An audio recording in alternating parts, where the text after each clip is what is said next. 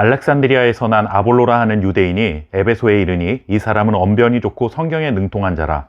그가 일찍이 주의 도를 배워 열심으로 예수에 관한 것을 자세히 말하며 가르치나 요한의 세례만 알 따름이라. 그가 회당에서 담대히 말하기 시작하거늘 브리스길라와 아굴라가 듣고 데려다가 하나님의 도를 더 정확하게 풀어 이르더라. 아멘. 벼는 익을수록 고개를 숙인다 라는 속담이 있습니다.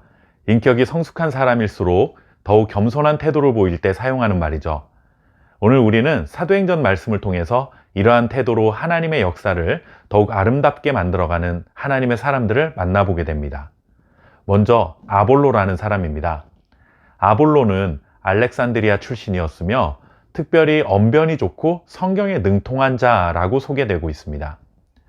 여기서 언변이 좋다는 것은 단순히 말을 잘한다라는 의미가 아니라 굉장히 논리적이고 설득력 있게 말을 잘하는 달변가라는 의미를 가지고 있습니다.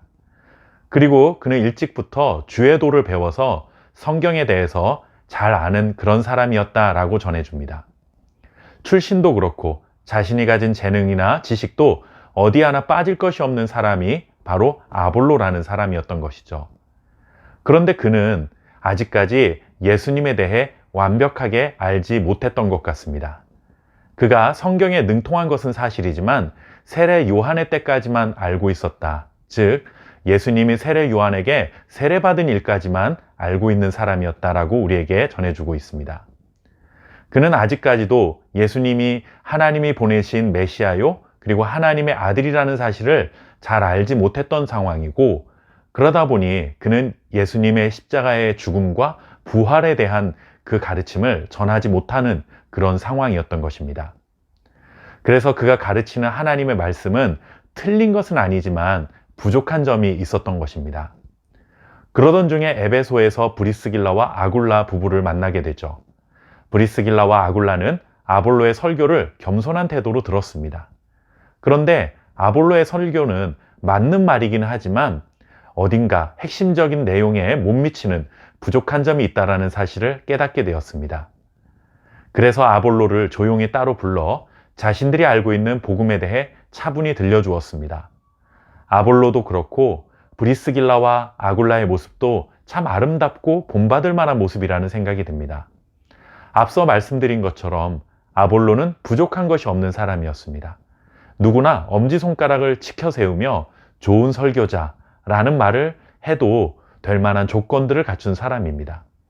그런데 브리스길라와 아굴라가 아볼로에게 부족한 복음의 말씀들을 전해 주었을 때 그것을 교만한 태도로 거부하지 않고 듣고 배우는 모습이 참 대단하다는 것이죠.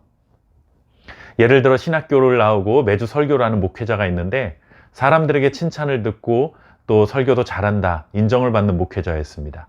그런데 어느 날 성경에 아주 능통한 평신도가 그의 설교를 듣고는 목사님의 설교가 참 은혜로운 것은 사실이지만 이런 부분에 대해서는 조금 더 연구를 하셔야 할 것 같습니다 라는 말을 한다면 과연 그 목회자는 어떤 반응을 보이게 될까요?